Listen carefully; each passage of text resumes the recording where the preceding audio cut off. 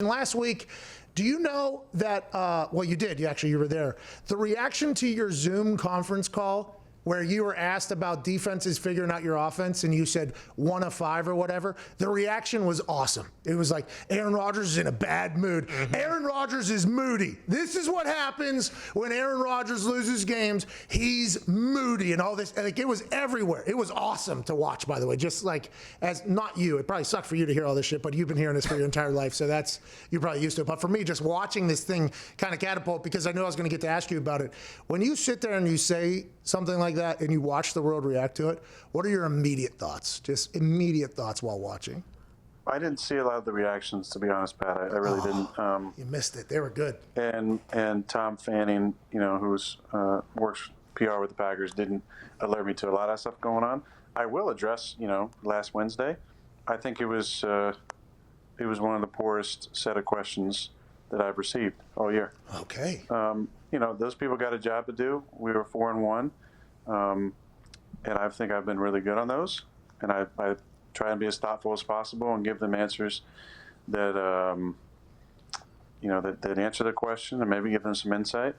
But I thought, you know, some of the questions were just poor questions. So poor questions don't always get the same type of answers. And look, I know they have a job to do, and I'm not saying it's easy, but when it started off the way it started off with that question beginning the press conference, it really didn't get much better at that point. That was the first question? I didn't know that was the first question. Yeah, that was the first question. Hi, Aaron. Happy Wednesday. Okay, so your offense stinks. The entire NFL figured it out. What are your thoughts on that? What a hilarious start to a conversation. That's awesome. And it didn't get any better from there. So, no, I can't say it was everybody. I don't want to throw everybody under the bus, but there were a few good questions in there. But I'm going to talk to them tomorrow, and I know they can do better than they did last week. You know, right there, you just either made somebody's day for saying that, or whoever potentially asked that question is now going to run with this and act as if, like, Aaron can't, like, that's what they're going to do to this. But you know that everything you say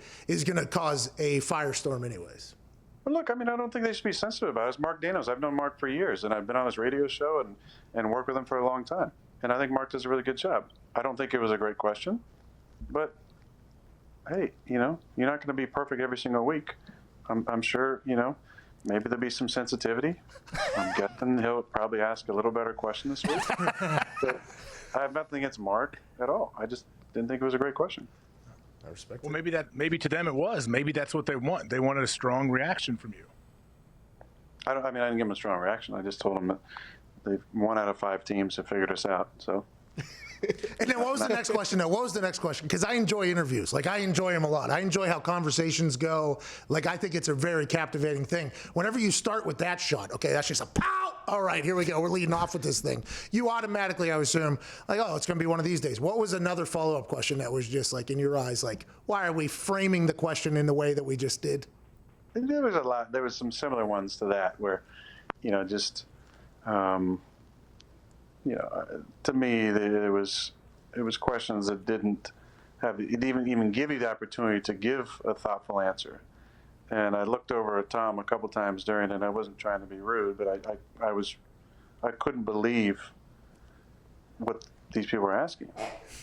And again, it wasn't every single question, but it was like, come on, like you're with me every week. You know I can give thoughtful answers. You know, I give them a lot of time. You know, let's frame it. It's all in your framing, too. You can ask anything, I've learned. It's all in how you frame the question. You know what I mean? Like, the framing of the question is your opinion on what the answer is going to be, right? So, or what the answer should be. And it's a very interesting tactic because you can really lead people into a certain. You watch Dateline or whatever.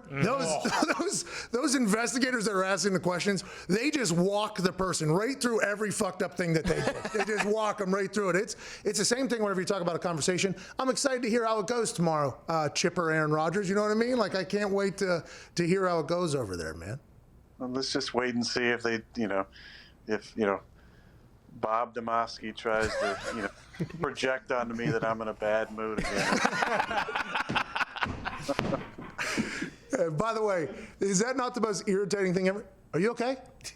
Yeah, I'm okay. Are you okay? Are you sure you're okay? It seems like you're not. My wife, I'll ask her every once in a while, like, are you in a good mood or whatever? She's like, yeah. And I'm like, are you sure you're in a good mood? She's like, all right, now you're getting me in the bag. I'm like, all right, I'll shut the fuck up. I will walk it away, I guess.